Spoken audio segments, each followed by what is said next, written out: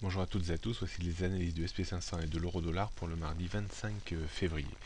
Le SP500 a réussi à établir de nouveaux sommets annuels hier soir en séance, mais n'a pas confirmé ses bonnes dispositions en clôture puisque l'indice est revenu en dessous de 1845 points. Est-ce reculé pour mieux sauter? Nous serons fixés assez rapidement aujourd'hui, voire dans les prochains jours.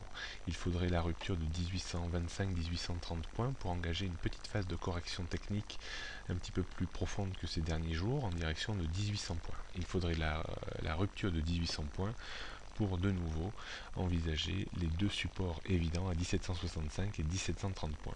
S'installer durablement au-dessus de 1845 puis 1860 points assurerait à l'indice de monter un cran plus haut, c'est-à-dire vers 1880, 1900 voire 1920 points. Avec bien entendu en ligne de mire quasiment le niveau psychologique à 2000 points, mais nous n'en sommes pas encore là.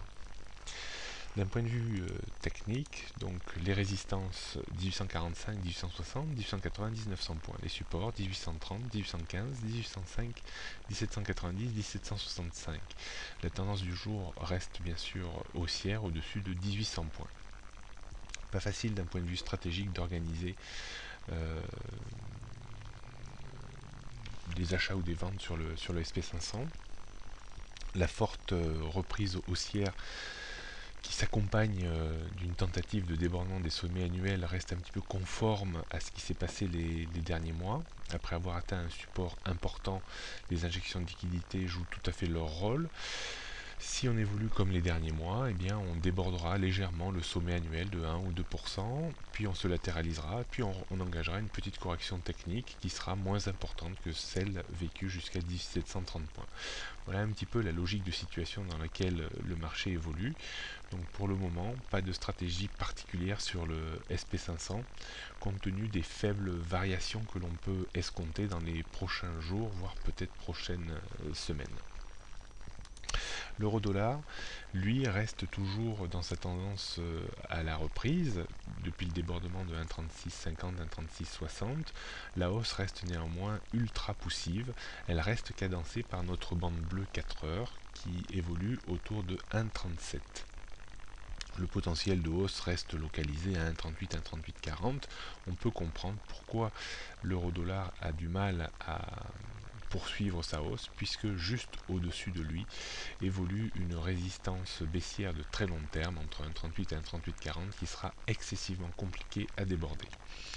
La rupture de 1,37 verrait la parité revenir sur 1,3650. Seule la rupture de 1,3650 rétablirait un petit peu une situation baissière avec en point de mire la zone de support terriblement importante depuis le début de l'année entre 1,3480 et 1,3520, 1,3550. Stratégiquement, pas facile également non plus de travailler l'euro-dollar. La résistance claire à 1,38, 1,3840 pourrait être mise à profit pour vendre à découvert l'indice avec un stop à 1,3910 et un objectif à 1,3650. Le support c'est 1,37, 1,3640, 1,3550, 1,3480, 1,34. Donc je pense qu'il faudra attendre la rupture également de 1,3650 pour se remettre un petit peu plus vendeur pour viser un retour sur 1,3550 et 1,3480.